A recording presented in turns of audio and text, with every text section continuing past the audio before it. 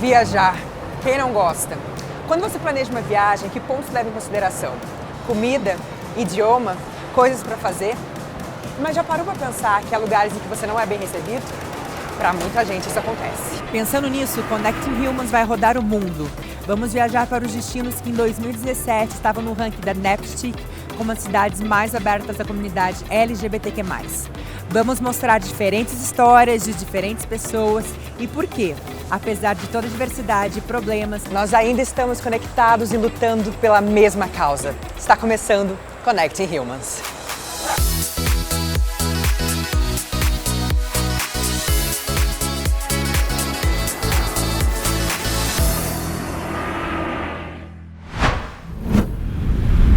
E o nosso ponto de partida é São Paulo, o 35º destino da lista Napstic, a maior cidade do Hemisfério Sul, o principal centro corporativo, financeiro e mercantil da América do Sul e cidade mais populosa do Brasil. É aqui onde a nossa viagem começa.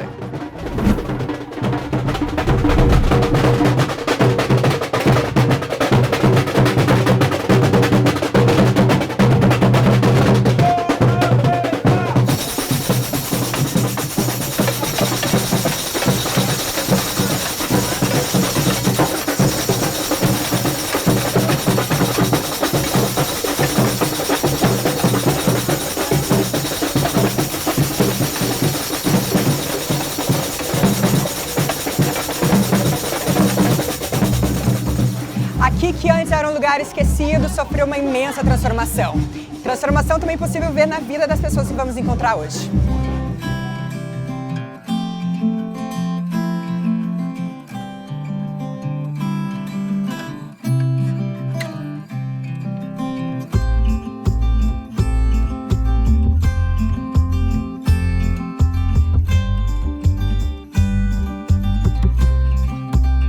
Obrigada por nos receber aqui na casa de vocês, primeiramente. E eu gostaria de saber como que vocês se conheceram. Como a gente se conheceu? A gente se conheceu no aplicativo, começamos a conversar, tipo, poucos dias depois a gente marcou o primeiro encontro e nunca mais. Desde então estamos aí, a gente se marcou de se conhecer numa balada, e aí da balada a gente foi para um bar, do bar ela me trouxe aqui para conhecer a Madu, e aí estamos aqui, agora eu estou aqui. Eu vim só conhecer aquele dia, agora... Exato. Paixão à primeira vista, então. Sim. Identificação, com certeza. Sim. E essa ideia de ser mãe, partiu de quem? Eu acho que de mim.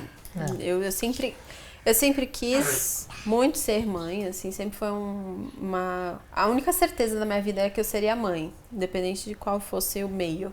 Eu trouxe isso pra nossa relação, tipo, eventualmente, assim, eu falei, cara, quero ter um filho e gostaria de ter um filho com você. Mas a gente sempre fez planos juntas, ela me falava da vontade e tudo mais, eu falava, vamos esperar um pouco, daqui um tempo. E aí teve um momento que eu falei, vamos ter um filho?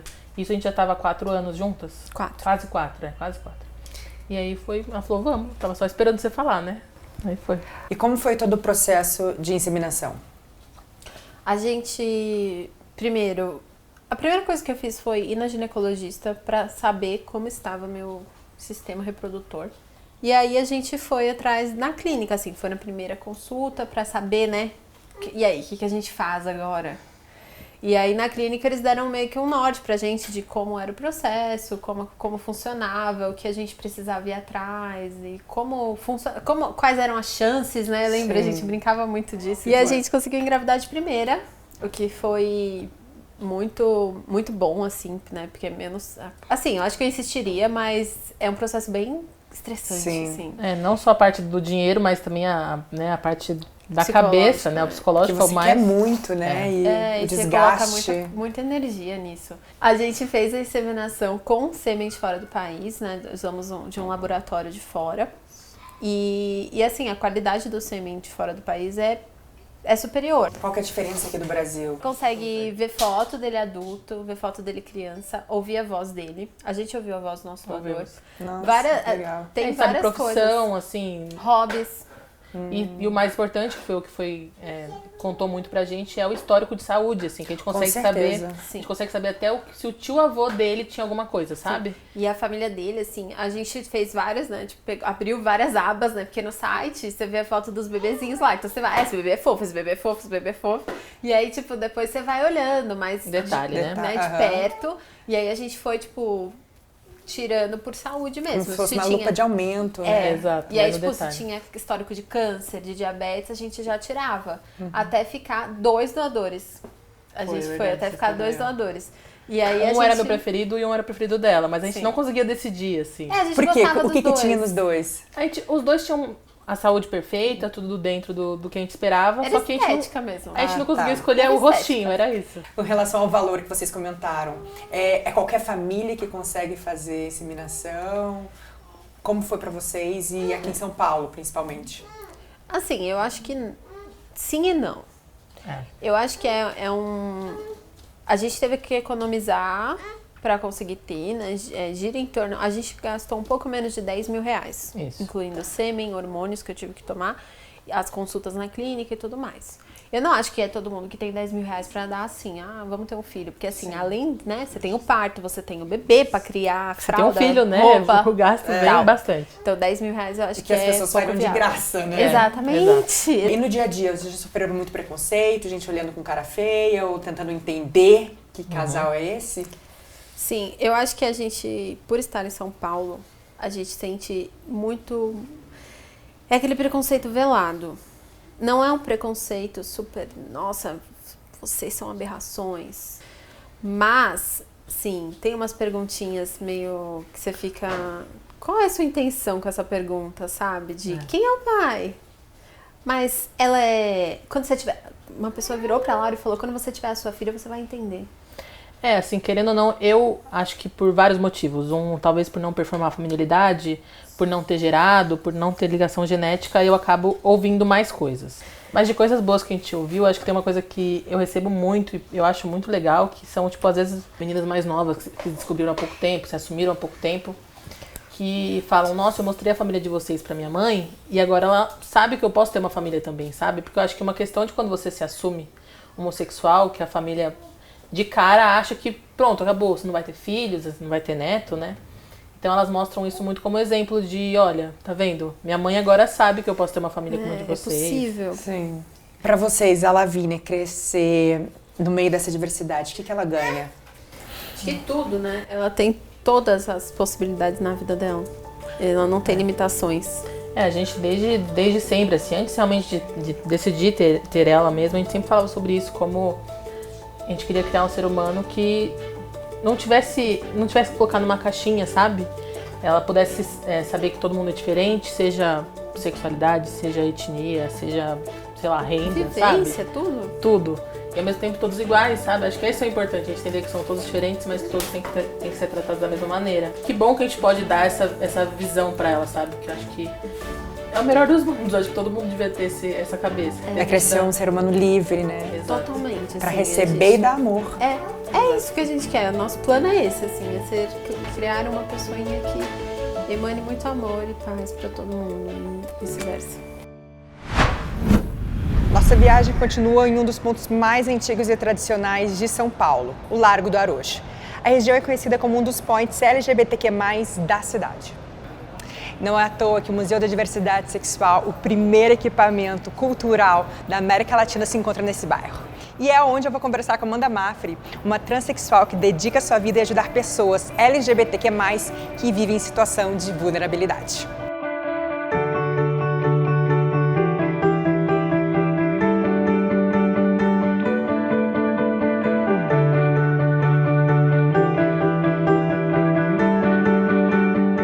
Amanda, obrigada por nos receber aqui no CRD, primeiramente. Eu queria que você nos contasse como foi a sua infância.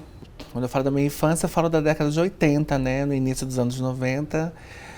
Foi bem complicado. Eu tinha que dizer, né, exteriorizar para o mundo, para o meu redor, para os meus familiares, que era um homem, que era o alfa. O preconceito sempre existiu dentro de colégio, sempre aquele estereótipo de chamar de bichinha, de viadinho, que eles falavam bem esse termo para ofender as pessoas. Mas eu nunca diminuía as pessoas, então foi bem ruim. E aos 16 anos você entrou para a prostituição, certo? Sim. Antigamente, todas as travestis, a grande massa, não todas no geral, mas assim, a grande massa, o que restava era uma esquina, era a prostituição. Porque vivemos num mundo capitalista, dependemos de dinheiro para pagar aluguel, para comer, para sobreviver, para maquiagem, para tudo.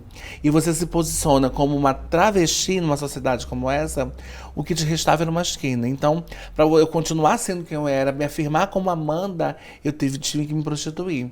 Porque o mercado de trabalho era zero, nenhuma porta se abria para mim. Independente da minha capacidade, independente da minha potência de conhecimento de ser. E São Paulo te acolheu bem? Me acolheu. Todas as oportunidades que eu tive na vida foi em São Paulo. São Paulo para mim foi uma mãe. E hoje em dia você trabalha aqui no CRD, né? Como é o seu dia a dia, seu cotidiano? Como que é o seu trabalho aqui? Então, o CRD é o Centro de Referência à Defesa da Diversidade, que é voltado para o público LGBT em extrema vulnerabilidade, ou LGBT como um todo, né? Mas a gente foca mais nas pessoas que têm uma vulnerabilidade maior. E aqui tem atendimento jurídico, psicológico, serviço social, e temos cursos, né, de línguas, português, inglês, italiano, espanhol, tem de maquiagem, quarta-feira tem um jantar solidário. E o projeto Transcidadania foi um marco para a cidade de São Paulo. Você pode explicar um pouquinho para a gente o que é esse projeto? Foi o divisor de águas, né, para mim. O Transcidadania tem uma Amanda antes do Transcidadania e uma Amanda depois do Transcidadania, né? O programa deu a base e o suporte para várias meninas e meninos ser inserido no âmbito escolar. Porque com a escola você consegue concorrer ao mercado de trabalho. E sem a escolaridade, completamente zero capacidade. Então ele foi um marco, uma inovação dentro de São Paulo, né?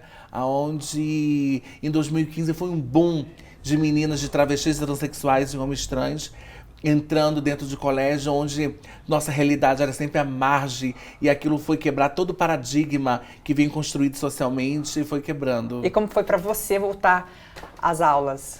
Eu não tenho palavras, eu fico até emocionada, eu não tenho palavras, porque eu pensava que ia morrer numa esquina, né? Eu nunca...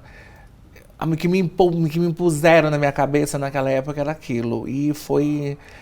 Depois do Transcidadania, que começou a me mostrar meus direitos como cidadã, que eu era dentro da sociedade. Então, se hoje em dia sou Amanda, estou conversando com você, algumas palavras até interessantes, legais, é porque foi através desse programa que me deu a possibilidade de estudar, a possibilidade de conhecer algumas coisas, porque senão eu estava ali numa esquina querendo dormir no dia inteiro, tendo que ir para a rua sabendo que estava no meu ponto, que era o cliente que estava me esperando. E quais são os seus próximos passos, seus sonhos? Pretendo me formar em serviço social, pretendo fazer essa faculdade. Eu acho bonito esse trabalho, né, da assistência, porque não existe só uma Amanda ali, né, no programa Transcidadania e em outros espaços. Existem inúmeras Amanda que precisam de oportunidades como essa, e eu quero ser uma dessas pessoas para ajudar outras Amandas a estar aqui. E nossa viagem por São Paulo não poderia estar completa sem falar no esporte, que é a paixão nacional, o futebol. O esporte mais popular do país é também o mais heteronormativo. Jogar bola, como se diz por aqui, é sinal de virilidade. Os times de futebol contam com enormes torcidas que, no calor da emoção, muitas vezes apelam para o discurso machista e homofóbico. Mas a história do Bernardo bate de frente com essa realidade. Ele vai nos mostrar por que LGBTQ+, também podem bater um bolão.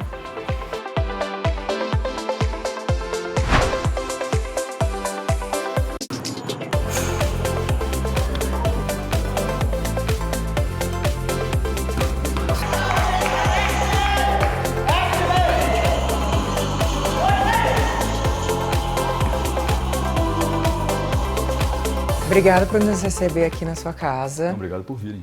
Você é carioca. Sou. O que te trouxe a São Paulo?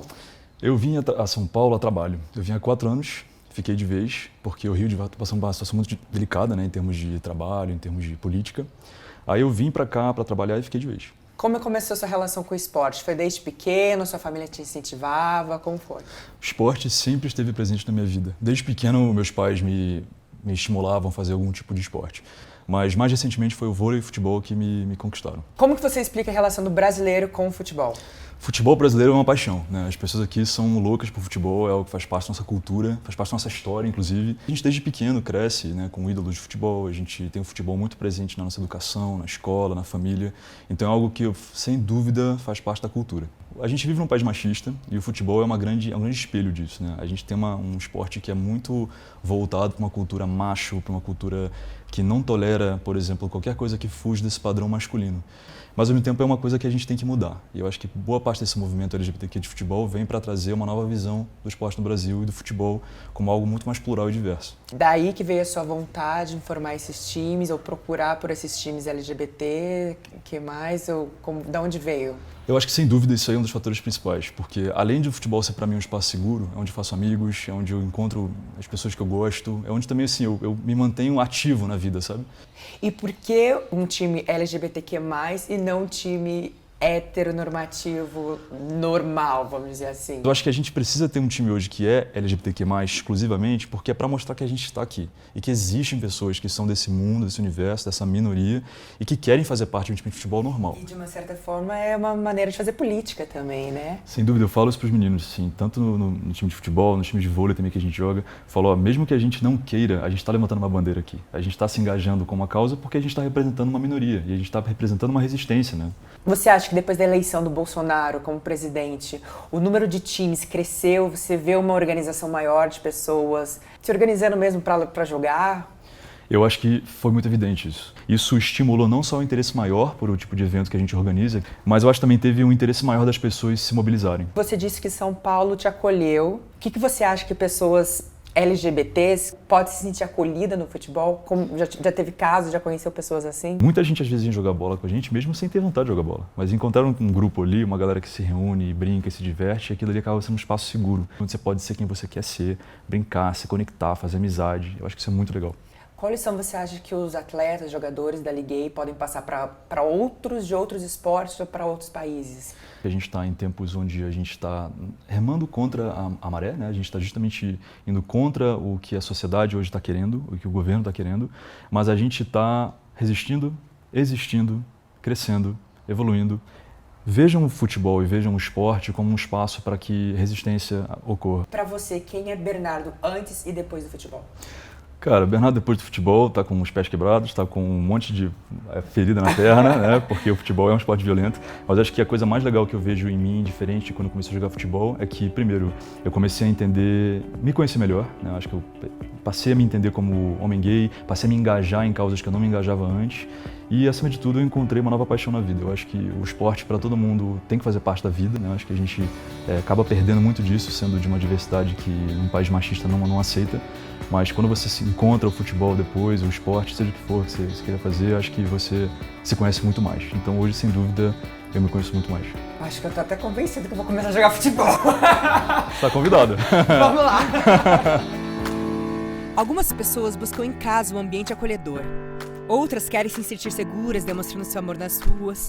Tem aquelas também que encontram na educação e no esporte o empoderamento necessário para viverem sendo diferentes. As histórias que vimos hoje não são diferentes daquelas que LGBTQ+ vivem ao redor do mundo. A primeira temporada de Connecting Humans está apenas começando e é claro, você não vai querer perder.